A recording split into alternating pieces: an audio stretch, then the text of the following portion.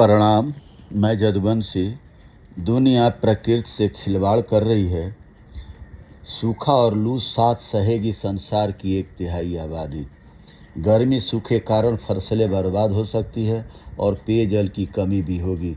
American geophysical union की report में खुलासा हुआ है, दुनिया की 28% आबादी को सदी के अंत तक भीषण गर्मी और सूखे की मार का एक साथ सामना करना पड़ सकता है।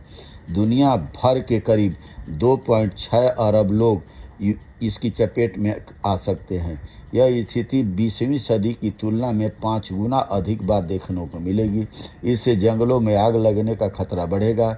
इसके अलावा फसलें बर्बाद हो सकती है और पीने के पानी की भी कमी हो सकती है।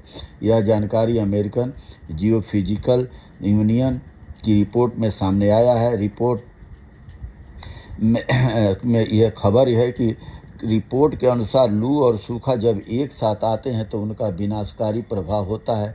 इससे कृषि को भारी नुकसान होता है और गर्मी से होने वाली मौतों का आंकड़ा तेजी से बढ़ जाता है। शोधकर्ताओं ने पाया कि 2001 से 2020 के बीच पृथ्वी के भूभाग पर हर साल औसतन 4 ऐसी घटनाएं हुई जहां गर्मी और सूखा एक साथ पड़े। यह 1850 और 1900 के औद्योगिक काल की तुलना में दोगुना है।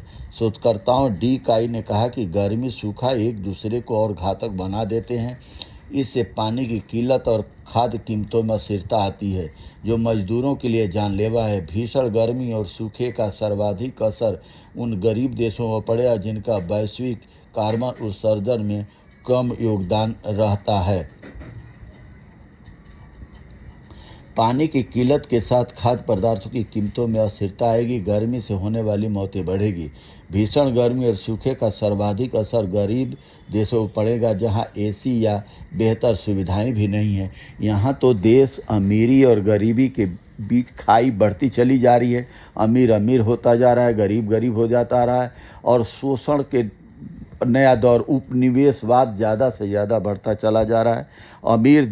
अमीर देश गरीबों को शोषण करते हैं, वैसे ही अमीर आदमी गरीबों का शोषण करते हैं। कंपनियां गरीब मजदूरों की 8,000, 9,000, 10,000 इस तरीके से तनख्वाहें देती हैं और पिकनिक मनाने के लिए जहाँ प्रकृति पहाड़ों पर जाती है, चाहे जहाँ भी जाती हैं, वहाँ खाने पीने के जितने भी थैले में सामान ले जाते हैं, पिकनिक मनाते हैं, वहाँ गंदगी फैला के चले आते हैं। और इतना कूड़ा करकट नदियों में बढ़ता प्लास्टिक का कण बढ़ते बढ़ते समुद्र तक जा चुका है कि नदियाँ समुद्र भी प्लास्टिक कण से भर चुका है।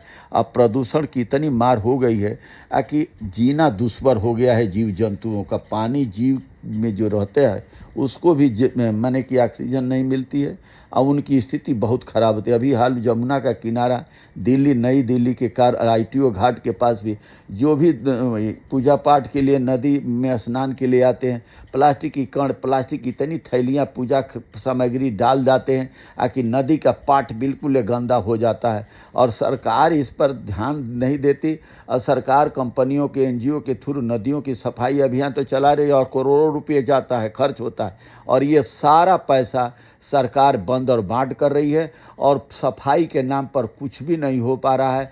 सिर्फ कमाई किया जा रहा है और भ्रष्टाचार दिन रात बढ़ता चल रहा है।